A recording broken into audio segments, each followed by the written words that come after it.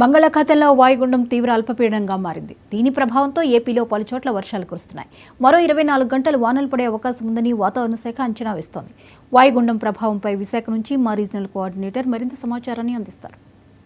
బంగాళాఖాతంలో ఏర్పడిన తీవ్ర అల్పపీడనం ప్రస్తుతానికి వాయుగుండంగా కొనసాగుతుంది. ఇది చెన్నైకు తూర్పు ఈశాన్యంగా 390 కిలోమీటర్ల దూరంలోను, విశాఖపట్నానికి దక్షిణంగా 380 కిలోమీటర్ల దూరంలోను, అలాగే ఒరిస్సా గోపాల్పూర్కు 580 కిలోమీటర్ల దూరంలోను కేంద్రీకృతమై ఉందని చెప్పి విశాఖపట్నం తుఫాను హెచ్చరికల కేంద్రం స్పష్టం చేస్తుంది.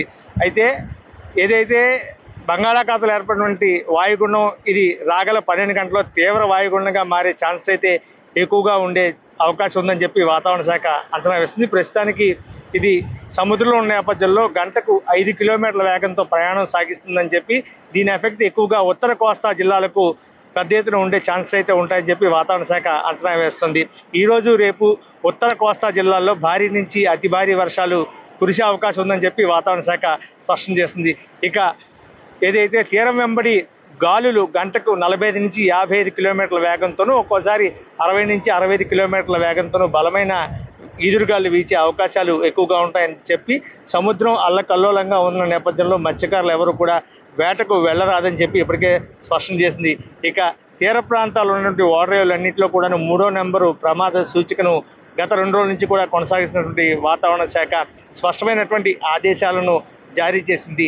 తీరంలో ఉన్నటువంటి లోతట్టు ప్రాంతాల ప్రజలందరూ కూడా అలర్ట్గా ఉండాలని చెప్పి, అదేవిధంగా ఈ వర్షపాతం భారీ ఎత్తున ప్రధానంగా ఇటు కాకినాడ, అదేవిధంగా మన్యం జిల్లాలు, ఉమ్మడి విశాఖ జిల్లాకు సంబంధించి అల్లూరు జిల్లా కావచ్చు, మరోవైపు విజయనగరం జిల్లా, అలాగే పార్వతీపురం మన్యం జిల్లాతో పాటు ఇటు శ్రీకాకుళం జిల్లాలోనూ ఈరోజు రేపు భారీ నుంచి అతి భారీ వర్షాలు నమోదయ్యే ఛాన్సెస్ ఎక్కువగా ఉన్న నేపథ్యంలో వాయుగుండ ప్రభావంతో ఇప్పటికే విశాఖపట్నానికి సంబంధించి మిగతా జిల్లాలన్నిటి కూడాను అలర్ట్ జారీ చేయడం జరిగింది. జిల్లా అధికార యంత్రాంగం పాఠశాలలన్నీ ఇటు ప్రభుత్వ ప్రైవేటు పాఠశాలన్నింటినీ కూడా సెలవు కూడా ప్రకటించడం జరిగింది.